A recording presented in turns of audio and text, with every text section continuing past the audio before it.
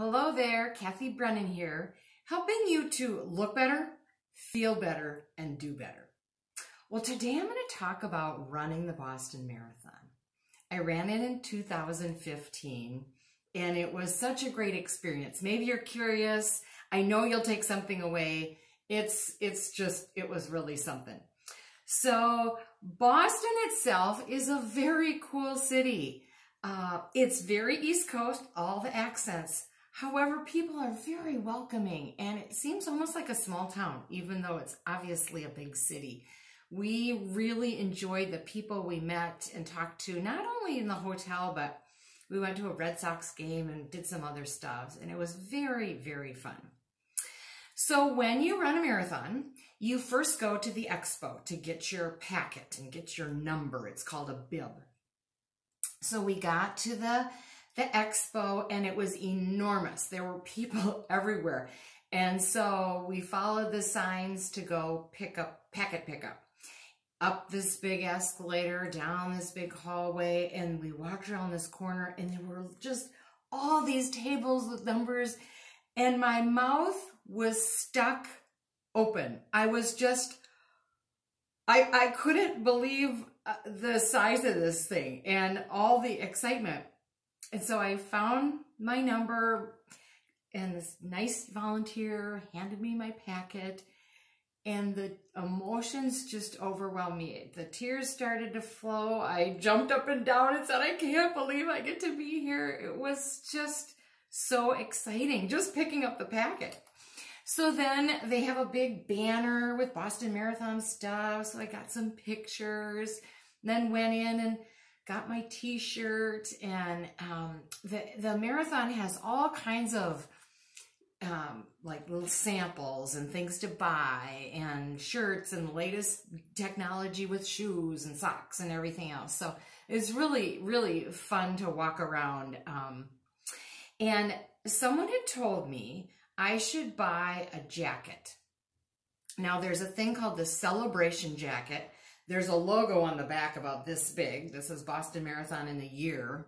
And I wasn't going to get that, but somebody said I should. And they're a little spendy, but I ended up getting one. And I was so happy I had that jacket, because that week before the event and after the event, everyone who's run is wearing the jacket. So like you're part of this club, and you know that everyone else who has the jacket on experienced the same thing. And I felt like I was a little bit of an imposter. I really don't belong to this club, but I'll get my jacket and wear it. So that was really, really a fun time. I only regretted not being able to spend more time at the expo, except it's kind of exhausting, and you do have a race to do the next day. So the day of the race, get to the starting line, and there's all kinds of people there. I met a woman who must have been, she might have been 80, but she was clearly in her late 70s, real small. And she told me that she told me this was the first year she had qualified for the marathon. And she ran 6.5 miles every day, and she qualified it in like 4 hours and 40 minutes. And she was so happy to be there. And then I met another guy who, he had run it before the bombings. The bombings were in 2013. And he had run it back like in 2002. And when he heard about the bombings, he decided he was going to become a runner again, and in support of the marathon run. So this was his third time running it. So many things. Oh, and then we were in the corral. You have to get in your place to start, because they have a staggered start. Not everybody starts at one time. They have these staggered starts. And so I'm with a lot of women my age, because we've all qualified together kind of the same time. And there was a woman talking to someone else, and she said, oh my goodness, I don't know if I'm so over this race. And I thought, well, I'm so excited to be there. She said, this is my 12th time doing it, and my training just did not go well this time. And someone said, well, how come that? And she goes, well, in January I had part of my colon removed, and I just, haven't been feeling that great. And I'm thinking to myself, who are these people? Like, 3 months ago, you had part of your colon removed, and you're here running a marathon. I don't know. It was just just unbelievable. Again, I just felt like, why do I get to be among these people? This is just so cool. So we started the race. They do the national anthem, and a gun goes off and you start the race, and it's just so exciting. And it's downhill. The first part is like going down a 12-story building. It's really downhill, which you might think is fantastic. But what it does, it really takes a toll on your legs. It's a very, very challenging race because it goes down, and then you do some kind of, they call the flats, where you're going up and down gently, and then you turn at about mile 17 and you start going up 3 ginormous hills. And then when you get to Boston College at the top, then you start going down again, which you might think is good again. But again, it's really, really hard on your legs. Just a challenging race. So I was, going along, just kind of containing my excitement. There's no one to share it with. You're just with yourself, unless you're running with somebody. And there was a guy who had a body brace on, like from his armpits to his hips. It was a white plastic brace with these white laces down the back. And he had white hair. I remember it all. And I thought, just stay with that guy. He probably will be a good pace for you. I didn't want to go too fast. I couldn't keep up with him. He was too fast. These just crazy people.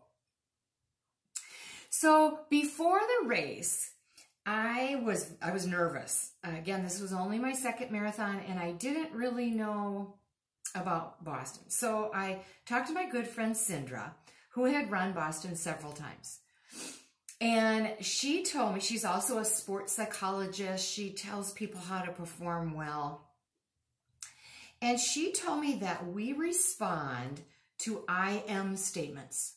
So it's really important to have an I am statement. So when things get tough and you're mentally challenged, you have this statement, or like a little mantra. Well, a couple days before I left, I started to say to people, I'm just going to enjoy this thing. I'm just going to enjoy every mile. I just started saying that. And that became my mantra. So at mile 13, halfway through, which again might seem like, wow, halfway there, boom, we're downhill now. Well, the real work starts kind of at mile 20, but at 13, fear started to creep in. And I thought, I had 13 miles to go. This is a tough course. I knew that these hills were in front of me.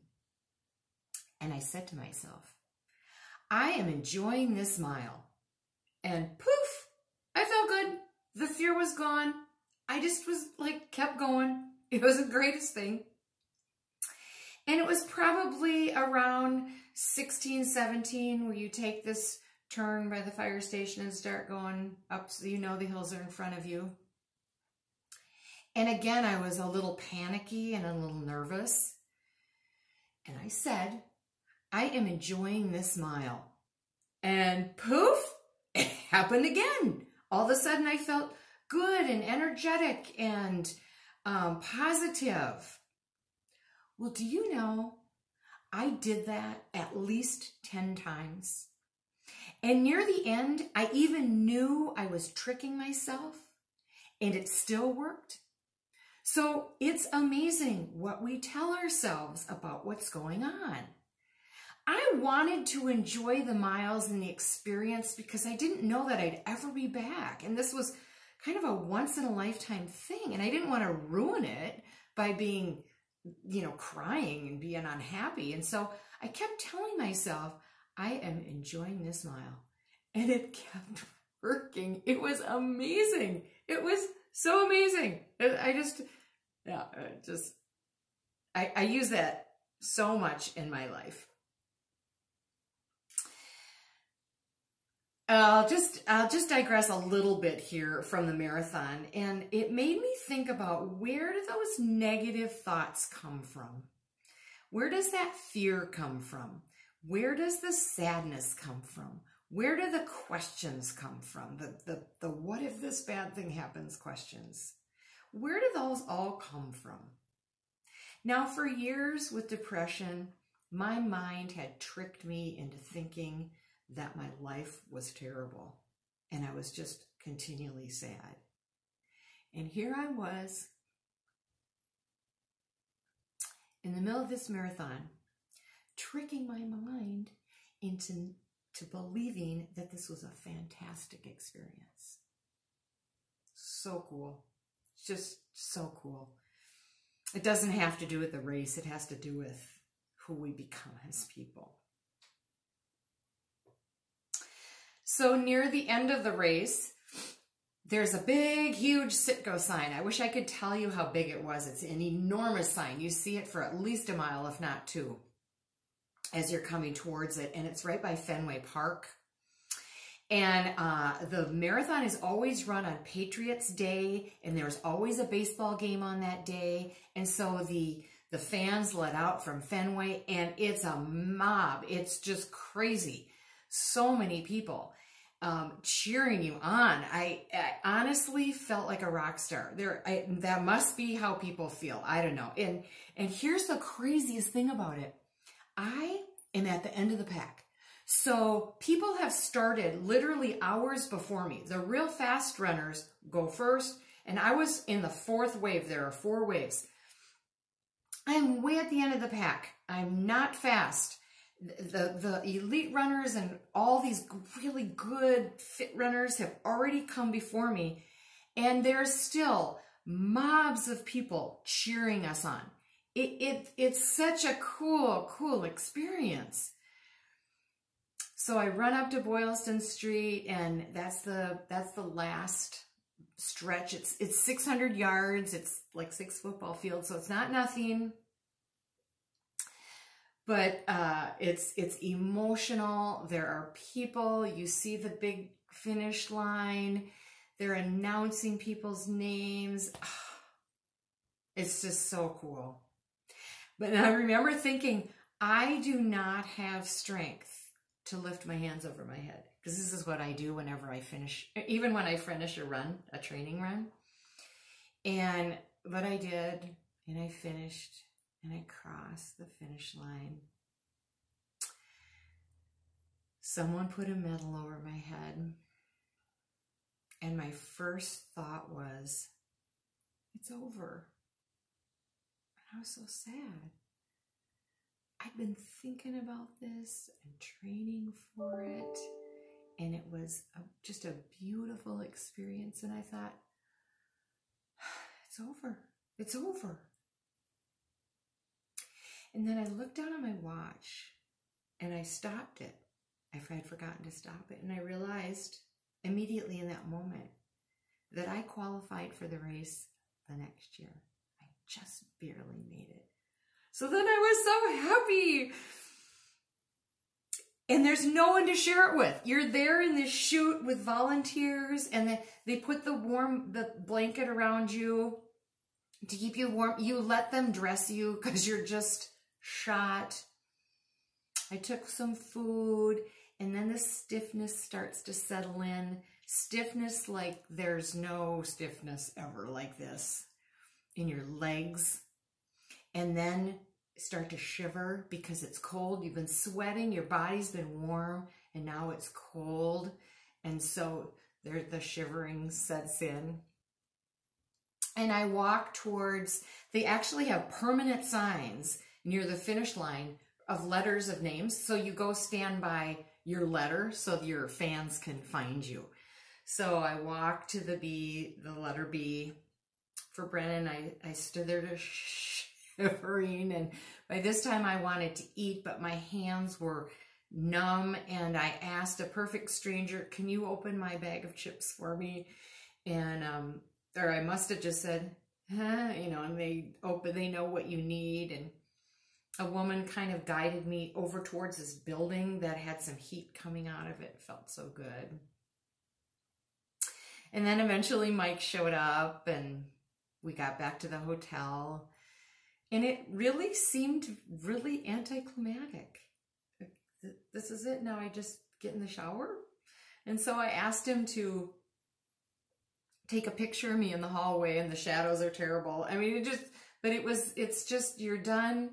And no one else really realizes what you've been through in your mind. Like for 4 hours, I've been talking to myself and encouraging myself and saying, I'm enjoying the smile, and just being internal. And then your body's spent, and here you are, you're back at the hotel. So I got in the shower, and it took me a long time to warm up my hands in the hot water. The next day, we went walking, and that may seem a little weird, but it's a really good idea to keep moving. Otherwise, that stiffness, your muscles are just so stiff. So we did a lot of walking. It's not like I was tired. I did walk slow, but I just needed to keep the muscles stretched out. And you may have heard that it's more painful going downstairs than upstairs. We had such a great time in Boston. We went to the symphony. I actually went to a conference. We went to the aquarium. We went to Mike's Pastries with cannolis and Little Italy in Boston. We had such a great time. And then I realized I get to come back. I qualified again. And each time has been different. I've run it 3 times, and I'm going to run it for the 4th time in a few months. Each time has been a different challenge, a different thought process. Again, I will say this is not about the running. This is about what it's creating, how it's changing me. And it's about the jacket. So now I have 3 jackets. Like, why do I need 3 Boston jackets? Well, I figured out a reason. About the 2nd or 3rd time, I thought, well, I don't need 3 jackets, but I do want to remember each of these events. And then I thought, someday I'm going to give my jackets away to my grandkids. Now, just so you know, I don't have any grandkids. I have one on the way now, but this is way before I even had grandkids coming. I thought, I'm going to give my grandkids a jacket someday. So this is my 4th one. I'm just kind of expecting I'm going to have 4 grandkids. Who knows? Maybe I'll end up with 1, or maybe I'll have to come back and run again. And I want to give my grandkids the jacket because I want them to know that their grandma found something later in life that she really enjoyed, that was so delightful and so challenging. And it changed who she was, and she just got to experience. I want to give my grandkids that prospect that they too can do something like this and experience something like this. I hope for you that you sometime can watch the Boston Marathon. I'm not kidding. Even if you're not a runner, it's just a crazy, fantastic, amazing thing that goes on in that city. The whole city shuts down. Nobody works that day, except I suppose the vendors at Fenway, because they have the baseball game. But business is closed. It's on a Monday. They all enjoy it, and there's nothing like it. So if you would, I would suggest you put that on something to do, to watch. Watch those really fast, good runners and see how they come across the finish line, and watch the rest of us too, because it's changing who we are, and it's just a delight that we get to do it. So I hope you enjoyed that. Just wanted to let you know what it's like to run the Boston Marathon. Bye-bye.